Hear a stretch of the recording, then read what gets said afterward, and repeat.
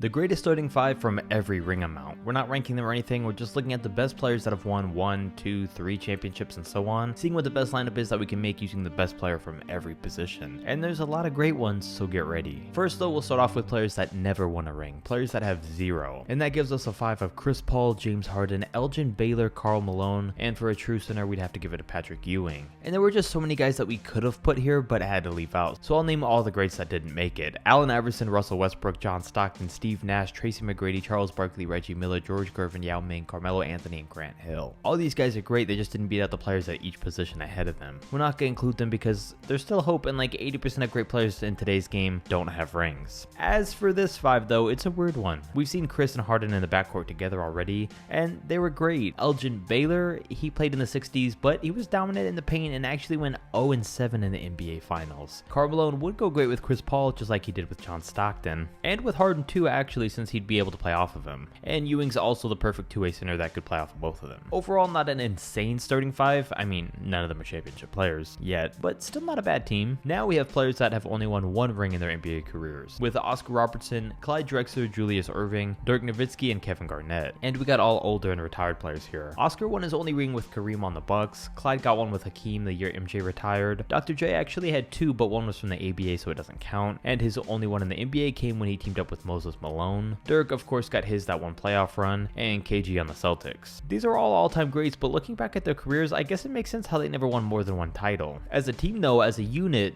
they would have definitely won many more. Oscar's got size, athleticism, and scoring. Clyde's got great defense. Irving's got the winning mentality and the leadership. And both Dirk and KG would really be able to spread the floor and open things up so the rest of these guys could operate. This is really a fully complete lineup. They got the offense, defense, leadership, and scoring. Could probably use a little bit more 3-point shooting, but that's the only area they're lacking in. And not even to mention, 3 of these guys were former league MVPs. And I guess it's also worth mentioning that Anthony Davis also only has 1 ring, but seeing his lack of success without playing with LeBron and his injury-prone body, he doesn't even come close to beating out either Dirk or KG for the spot. But then we really step things up for the players who have won 2 NBA championships. This team is by far the best out of the ones I've mentioned so far, because we have Isaiah Thomas, Ray Allen, Kawhi Leonard, Kevin Durant, and Hakeem Olajuwon. Isaiah won 2 straight in Detroit, Ray won 1 in Boston and 1 for the Heat, Kawhi got 1 from the Raptors and 1 from the Spurs, KD got 2 in Golden State, and Hakeem won both years MJ was out of the NBA. And listen, KD might move up to the next tier of having 3 rings pretty soon, but for now he still only got 2 like the rest of these guys, and together they'd be unstoppable. It's a good mix of styles too, from the 80s, 90s, 2000s, 2010s, and today, which would be pretty valuable in these talks because they could survive in any era and would be able to make it work. Plus, there's enough shooting on this team, and with KD at power forward, Hakeem would be able to dominate almost anyone down low from any of those eras. And with dominant defenders like himself and Kawhi Leonard, they could also effectively defend any player at any position. I will say though, they'd really have to watch their backs, having 2 snakes in Allen and Durant on this team. As for the best starting 5 with 3 NBA championships, this one's great because it's Steph Curry, Dwayne Wade, Klay Thompson, Larry Bird, and Bill Cartwright. So we basically have the Splash Brothers combined with one of the other greatest shooters of all time, which would make them, well, still I guess you'd still call them the Splash Brothers, they'd just be 3 brothers. But they extend the family, alright? Larry would be the step brother, I guess, or he's a lot older. Maybe the uncle? I don't know, but you get the point, and we get Prime D-Wade to add in here. So Steph and Klay, we obviously know they won 3 rings together. Wade won 1 with Shaq and 2 with LeBron. Bird won 3 with Boston, and Cartwright won his 3 on the back of Michael Jordan. So these guys got a ton of shooting, they got Wade to attack the basket, but they would be lacking on defense. Cartwright's alright, and Klay's great, but beside that, there's not a ton. I think they'd be okay though, and I think they'd be able to manage it because like the Brooklyn Nets, I think their offense would outweigh their slight lack of defense. It's also worth mentioning though that I could have basically included the entire Warriors championship starting lineup here instead, because Steph, Klay, Iguodala, Draymond, and JaVale McGee all have 3 rings. And I mean, I guess it makes sense. They kept this team and their core group of guys together throughout their 4 to 5 year stretch of dominance, so of course they all won the same amount of rings together. For the best overall NBA players who've won 4 NBA championships, we got another great one here. Tony Parker, Manu Ginobili, LeBron James, Horace Grant, and Shaq. So right off the back, we got a LeBron and Shaq duo here, which is a championship confirmed already. And clearly Parker and Ginobili would be 2 of the absolute best near star role players those guys could ask to play with.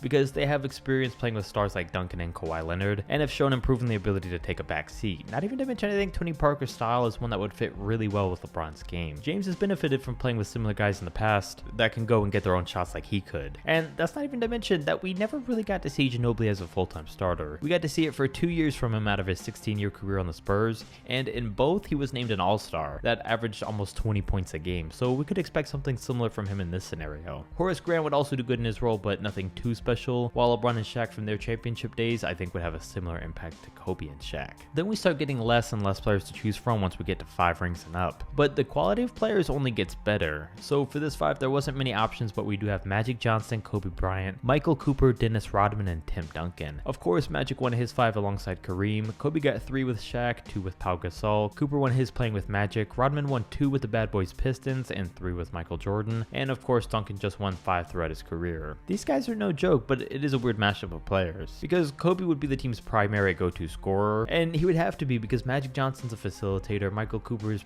a primary defender, Rodman does everything except score, and Tim Duncan scores more passively. Don't get me wrong, Magic and Tim can score with ease whenever they want, but they weren't always go-to score first kind of guys, but it's okay because it actually works, because nobody on this team conflicts with each other. Magic and Duncan would be a great duo together, Rodman would dominate everywhere else like he did with MJ, and Cooper would be their two-way guy. Then for the last lineup, only 4 guys in NBA history have won 6 NBA rings, but 9 others have won more than 6, so this lineup will just be made up of guys who have won 6 or more championships, and it gives us a 5 of Bob Cousy, Michael Jordan, Scottie Pippen, Bill Russell, and Kareem. And actually all these guys only have 6 rings aside from Bill, who had 11. I think this is definitely the best lineup of the video, and I mean it's pretty obvious that it is. It kind of makes sense. Of course the team made up of the players who have won the most rings would be the best, because they had the best careers, they won the most because they were the best players, so put them all on the same team together and they obviously make the best starting 5. I mean with these guys, Bob Cousy's pretty much a non-factor here. There's not too much to say about him, he's just the odd one out and a 5th option, but you're basically switching out Bill Russell into Dennis Rodman's role in the Chicago Bulls original Big 3, and it fits because he was also just mainly known for his rebounding and defense and wasn't a great scorer. And then if you add Kareem to those 3, arguably the greatest center of all time, it's just over. If we were ranking which of these teams was overall the best though, even though you'd assume they just rank in order from best to worst by which had the most rings, that's not necessarily the case, so I'd rank them from worst to best like this. At 7 I'd of course have the lineup with 0 rings though. They just don't have enough firepower here compared to the others, and obviously no championship, so it makes things tough. It's just like we can't rank them any higher when none of them were ever the best of their eras. In the 6th place I'd rank the team with 1 ring with this lineup. I don't know, I just mean like 3 of these guys won their 1 title while playing second option to all-time greats, and just for that is why I'd rank them here. In the 5th spot though, I'd rank the team with 3 rings. Like I thought they'd rank a lot higher, but their lack of big men really hurts them here. Sure, they'd be playing small ball and that has its advantages, but when you got Bird at power forward and Cartwright who was just an alright center, you're really not going to be rebounding